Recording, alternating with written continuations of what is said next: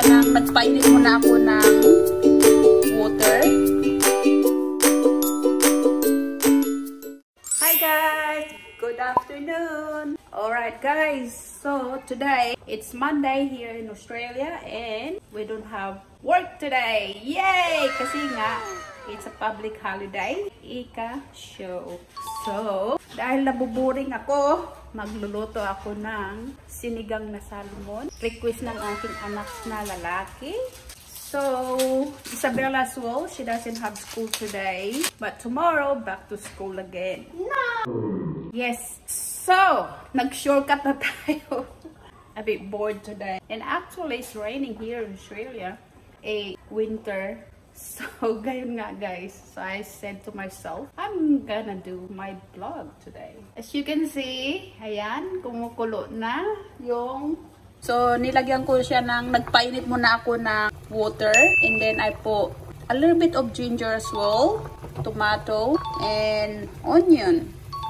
O, diba? So, nagki-craving kami ng sinigang na salmon. O, diba? Tamang-tama sa maulan. And also, still winter here in Australia. I'm gonna use this one. And luckily, my son bought bok choy. And I'm gonna use this one today. And this is my favorite, guys.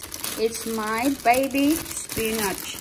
Ihahalo ko siya sa sinigang na salmon. Pero I'm gonna put this one last kasi nga madali siyang maluto. This one, steak to for tonight. So, dinipros ko na guys yung steak ni Calvin. So, Calvin's working today. Pero kami hindi. And this one guys. So, I bought this one yesterday. Salmon. Ayan. Lately, we've been eating lots of salmon kasi nga hindi kami mahilig sa red meat. It's only Calvin and Isabella ate a little bit of red meat. Yan. Guys, pagpasensyahan nyo na ako kasi nga nabubulol pa rin ako. Magluluto tayo ngayon kasi nga matagal-tagal pa ulit yung holiday natin. So, I'm running out of content. So, isasama ko na lang itong pagluluto sa bahay. O, diba? Ayan. So, I cook rice as well. And my son told me why I cook a lot of rice today. So, nagluto ako ng rice. Pagpasensyahan nyo na guys at medyo ang bahay ay... No, actually just only the kitchen ang medyo magulo. Okay? Ayan, magulo ang kitchen. Ayan guys, nailagay ko na yung salmon. Nakalimutan ko lang siyang i-video. Ay, nako naman. Ayan naman guys, yung mga gulay na ihahalo sa ating sinigang. And this one, nahiwa ko na siya. Hindi ko na rin siya na-videohan na habang nahinugasan ko. Kasi nga guys, ang hirap na ikaw na nga yung director, ikaw na nag-take ng video, ikaw pa naglilinis, ikaw na naghihiwa, nagluluto, nag-i-edit. Ay nako, ang hirap kaya gumawa ng content everyday. So ayan guys, kumukulo na yung salmon natin. Ayoko siyang ma-overcook. So, ilalagay ko na guys yung gulay. Ayan. Mamaya ko na ilagay yung ano guys. Bok choy ba yun? Bok choy. Whatsoever. Kasi nga, madali naman maluto yun. So, nahin ko muna yung beans. And also guys, I'm going to use this one. The Mamacitas. My son bought this one sa Asian shop. Ayan. Going to use iodized salt. Ayan guys. Ilalagay ko na ang Mamacita. Hindi ko siya iubos kasi ayoko naman yung sobrang asim. Because otherwise, hindi kakain si Isabella kapag sobrang asim ng sinigang salmon natin. Ayan, kunting halo-halo. Parang kunti lang yung gulay niya. Kumukulo na siya. Titikman ko siya. titikman ko yung sinigang kung kagaano kaasim, and hopefully, because otherwise kapag ka sobrang asim, hindi kakain si Isabela ng sinigang. Ayaw niyo yung sobrang asim. Yes, si Isabela kumakain siya na Filipino food, adobo, chicken adobo, and also sinigang. And pansit as well. Pero guys, si Calvin, hindi siya kumakain ng sinigang na salmon. Kahit anong klaseng sinigang, hindi siya kumakain. Pero kumakain siya ng pansit. Yun lang. Pansit lang yata yung kinakain niya. He tried chicken adobo before, pero ayaw niya. Hindi daw niya gusto yung amoy ng soy sauce. So, yeah. Titikman na natin, guys, yung sinigang. Kapag titikman natin yung pagkain, hindi natin gagamitin ang sandok. Lalo na kung meron kang sakit. So, ang ginagawa namin, guys, you grab spoon, salin mo dyan, at dito, ito yung gagamitin mo sa pagtikim ng luto. Oh, parang nasa masyadong maasim. Hindi yata magustuhan Isabela to. So, what I'm going to do is dagdagan ko siya ng water. So, guys, dagdagan ko siya ng water kasi nga mukhang naparami yung sinigang mix na inilagay natin. Kapag ka nagluluto ako ng sinigang na salmon or sinigang na hipon, nilalagyan ko siya, guys, ng ginger para maalis yung lansa. Alright, guys, i-check ko na yung sinigang salmon natin. Ilalagay ko na yung bok choy. Ay, trabaho yung anak ko. Pagbabaon daw siya niyan mamaya. And also, may sakit yung anak ko babae. So, bibigyan ko siya mamaya ng sinigang na sana makatulong ito sa kanya. Ang humigot ng sabaw. Pagpasisyahan nyo na ako, guys, at bolol pa rin ako. Kahit Tagalog, mapa-English man yan, bolol. And also, inaan lang yung ano. And also, my favorite one. My favorite baby spinach. Yan, madali lang siyang maluto yan, guys. Kaya ayaw ko yung mga vegetables na overcooked. Kasi nga, parang pumapait siya. Iubos ko na kaya itong baby spinach na ito.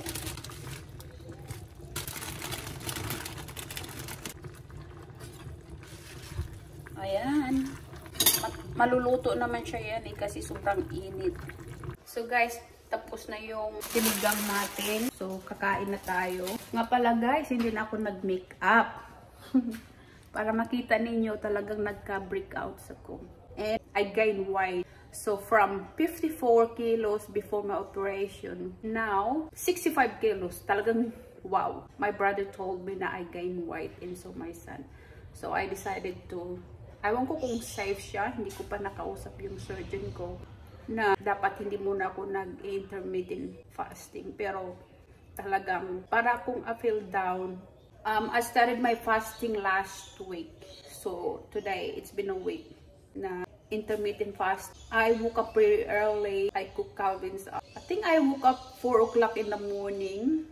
And then after that, gumawa ako ng breakfast ni Calvin. I made coffee for him and his breakfast. And also, kasi nga, I feel sorry to him. Kasi nga, may work siya today. Kami wala. Nakaalis na siya, nakabalik ng tulog. So, nag-Facebook muna ako. Nanood ako ng mga videos about intermittent fasting, if it's safe after my brain surgery. But anyway, guys, talagang I feel down kasi nga, looking myself, yung uniform ko halos hindi nakasya. Talaga ang sikip-sikip na niya. And then, yung tiyan ko talaga parang, wow, lumaki. And nagkaroon ako ng pimples. Just only this side. In some reason, itong side lang na ito, ang dami niyang pimples. It's different kinds of pimples, yung masakit siya, para siyang ano, malaki siya. Pero pagka I'm trying to squeeze it, kasi meron siya parang white dyan, pero iba, ang sakit niya talaga. And then it takes a while bago matanggal yung scars, yung black dyan. But anyway, when I started my intermittent fasting last week, parang nag-less siya, guys, yung pimples ko. dito lang, this side. Kasi dito ako na-operahan ni John. Pero dito, meron one o pa dalawa, isa, dalawa, ganyan. Pero dito talaga, ang dami niya talaga, guys. As you can see, yan. Nagkaroon talaga ako ng pimples. Tapos, nagkakaroon ako ng double chin. And yung mga exercise clothes ko, kahit na stretchable siya, talagang wow. Hindi na siya kasya halos. Parang nag-stick out yung tummy ko. And then yung uniform ko, yung mga pants ko, talagang ang sikip na niya talaga. Lalo na yung may mga putunis, halos puputok. So, I said to myself, alright, this is it. I'm going to stop my intermittent fasting. So, today, parang 19 hours, hindi ako nakakain kasi nga bumalik ako sa bed and Isabella wake me up this morning. It was 9:30 na ng umaga. Last meal ko, 3:30 kahapon ng hapon. Tapos I had coffee, 2 coffee, and also raisin toast as well. And that was it. And after that, I don't feel hungry. So what am I going to do today? I'm just gonna have last meal since 1 o'clock na. If I have my 3 o'clock last meal tonight, breakfast 8 o'clock. And guess what? So it's been 1 week intermittent fasting and I tried my pants ko na may putunis siya. And nag-fit na siya ulit. So ang nangyari, nagkasya ulit yung uniform ko pero medyo masikip pa rin siya. O diba? And hopefully okay lang. And then I slowly doing my walking. So I'm using the treadmill. So Isabella's getting hungry. Paghandaan ko muna si Isabella ng lunch niya, guys. Otherwise, she's going to eat craft food, yung mga knickknacks na yan. So, kain na siya. Kaysa naman kakain siya ng mga hindi healthy food dyan. So, abuti pang kakainin ko na siya ng lunch. Kunti lang naman yung rice na kinakain niya, guys. So, kunti lang naman yung kakainin niya. Yan lang, guys. Simple lang yung lunch namin. So, dito nga, guys, sa Australia, hindi kami parang maraming ulam kasi nga ang nangyayari dito. Kapag may mga leftover kami, masasayang lang. Kailangan 2 days lang siya nasa fridge. Otherwise, kapag nakita ni Calvin at nandyan pa rin after 2 days, itatapon niya yung pagkain. Talagang sayang. Diba? Siyempre, pinagtrabahuhan ko yan. Ngayon nakabalik na ako sa trabaho. So, ako yung in charge sa grocery. So, nanghihinayang ako sa pagkain. Pero yung anak ko, minsan kasi 4 days nandyan pa sa fridge. Talagang nagagalit yung isa. Tinatapon niya yung pagkain kasi nga daw, baka mamaya, sumakit yung tummy nila. O upset tummy. So, kami dito, sa Australia, talagang, lalo na ako, talagang hanggat maaari, huwag magsayang ng pagkain. Lalo na yung bread namin, guys, is only last 2 days. Kapag lagpas na dyan, talagang hindi nagagalaw minsan yung bread. Kasi nga, hindi naman ako mahilig sa bread. Si Calvin lang yung kumakain ng bread. O sometimes Isabella. So, ang nangyayari, tinatapon o pinapakain namin sa aso yung bread. So, ayan guys, kakain na si Isabella ng sinigang na salmon na niluto ko today. Can you try it for me? No. I don't want to be recorded while I'm eating. Yeah, just a quick one. Do you like it? No. I haven't even tried it. Sit properly, please. Why are you recording?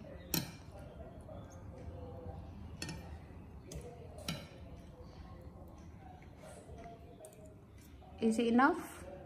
Is it too sour or no? How? A little bit, but not too much. I only put a little bit. I didn't even use the whole packet of sinigang mix. Do you like it? Okay. That's good then.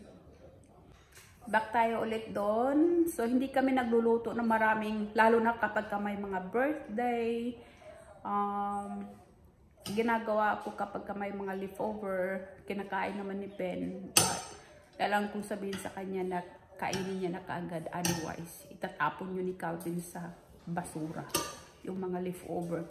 So, it's only last for 2 days. Kailangan makonsume siya ng within 2 days yung mga leftover na pagkain. So, kaya nga, dito, sa bahay namin, o sa bahay, ay hindi kami bumibili o hindi kami nagluluto ng dalawang dish. Otherwise, masisira lang talaga siya. Kaya yun, kung napapansin niyo guys, hindi naman kami, kung napapansin niyo, minsan, nagkukonsume lang kami ng enough na food na kaya namin ubusin today o tomorrow. Yung iba, kung ano man yung leftover, kailangan magamit din siya kinabukasan o baon namin sa trabaho. Kaya yun, kapag may mga birthdays, hindi na ako nagluluto. Magluto lang ako pansit. O minsan si Ben magluto ng spring roll o si mama kapag nandito yung mama ko. Pero yung kalahati noon nilalagay sa freezer. And kapag bibili kami mga takeaway food, kunti lang, hindi kaanong marami. Otherwise, it's just gonna get waste. So, yun lang guys. Today, I just bit a little bit bored kasi we don't have work today. And also, it's raining. And nakapaglinis at nakapagluto na rin ako ng lunch. So, alright guys, that's it. Bye.